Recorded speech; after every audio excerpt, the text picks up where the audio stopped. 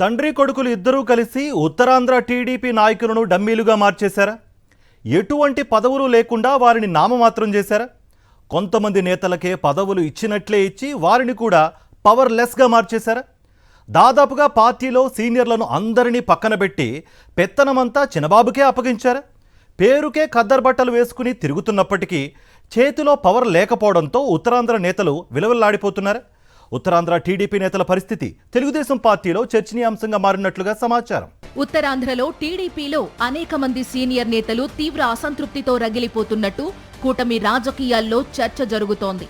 మాజీ మంత్రులు గంటా శ్రీనివాసరావు, బండారు సత్యనారాయణమూర్తి, కళా వెంకట్రావు, దాడి వీరభద్రరావు వంటి వారు తమ స్థాయి అనుభవాన్ని తలుచుకుని ఆవేదన చెందుతున్నట్టు, రాజకీయాల్లో ఎప్పటినుంచో ఉన్నప్పటికీ, అధికార పార్టీలో ఉన్నప్పటికీ తమ మాటకు విలువ లేకుండా పోయిందని ఆగ్రహంతో ఉన్నట్టు వారి అనుచరుల ద్వారా అందుతున్న సమాచారం.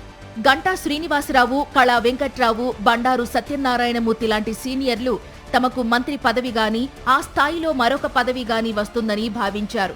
సీనియర్ నేత దాడి వీరభద్రరావు తనకు ఎమ్మెల్సీ పదవి వస్తుందని ఆశపడ్డారు. కానీ వారి ఆశలను నిరాశలుగానే మార్చివేశారు చంద్రబాబు.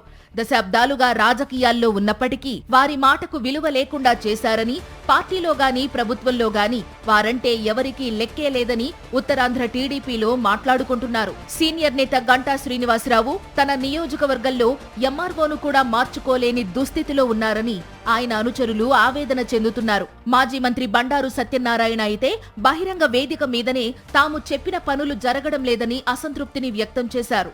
దాడి వీరభద్రరావు అయితే తాము అధికారంలో ఉన్నామా లేదా అనే సంగతి తమకే తెలియడం లేదని పార్టీ వేదిక మీద ప్రసంగించారు. ఒకప్పుడు టీడీపీ రాష్ట్ర అధ్యక్షునిగా పనిచేసిన కళా వెంకట్రావు పరిస్థితి మరీ దయనీయంగా ఉందని ఆయన అనుచరులు మాట్లాడుకుంటున్నారు. అసలు ఆయనంటూ ఒక నేత ఉన్నారనే విషయాన్ని కూడా చంద్రబాబు, లోకేష్ మర్చిపోయారనే చర్చ జరుగుతోంది. గంటా శ్రీనివాసరావు, కళా వెంకట్రావు, బండారు సత్యనారాయణమూర్తి పేరుకే ఎమ్మెల్యేలు గాని వారి వారి నియోజకవర్గాల్లో పనులు జరగాలంటే చలో అమరావతి అనాల్సిందేనట. మంత్రి నారా లోకేష్ దయాదాక్షిణ్యాల కోసం ఎదురు చూడాల్సిందేనట. వీళ్ల పరిస్థితి ఈ విధంగా ఉంటే స్పీకర్గా ఉన్న అయ్యన్న పాత్రుడి సంగతి మరో విధంగా ఉంది. ఆయనకు ఎప్పటి నుంచో మంత్రి పదవి చేపట్టాలనే కోరిక బలంగా ఉంది.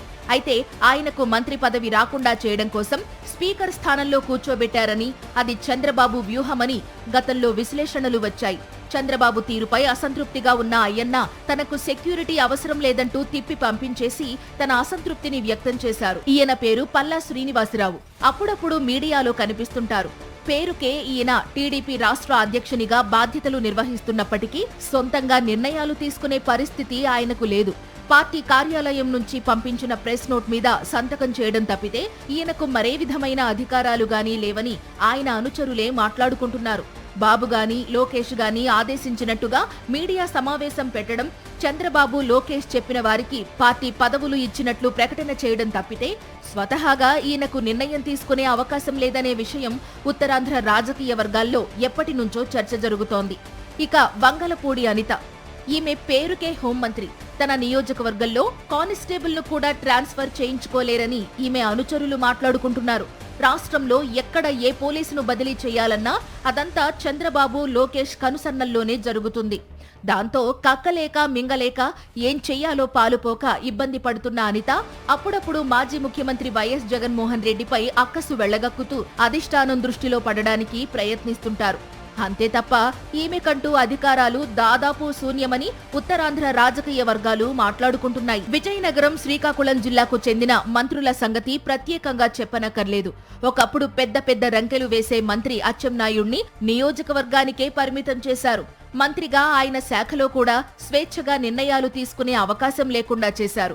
మంత్రులు కొండపల్లి శ్రీనివాస్, సంధ్యారాణి వాయిస్ పెద్దగా వినిపించడం లేదు. వారు మాట్లాడాలన్నా, నోరు విప్పాలన్నా లోకేష్ ఆదేశాల ప్రకారమే జరుగుతుంది. ప్రతిపక్షంలో ఉన్నప్పుడు ఎక్కడ లేని ప్రేమ వలకబోస్తూ చంద్రబాబు తన రాజకీయ అవసరాల కోసం నేతలను రెచ్చగొట్టి పబ్బం గడుపుకుని పార్టీ అధికారంలోకి వచ్చిన తరువాత వారిని డమ్మీలుగా మార్చివేయడంపై టీడీపీ శ్రేణుల్లో విస్మయం వ్యక్తమవుతోంది. దాంతో ఉత్తరాంధ్ర ప్రాంతానికి కూటమి పాలనలో తీవ్రమైన అన్యాయం జరుగుతుందనే చర్చ జోరుగా జరుగుతోంది.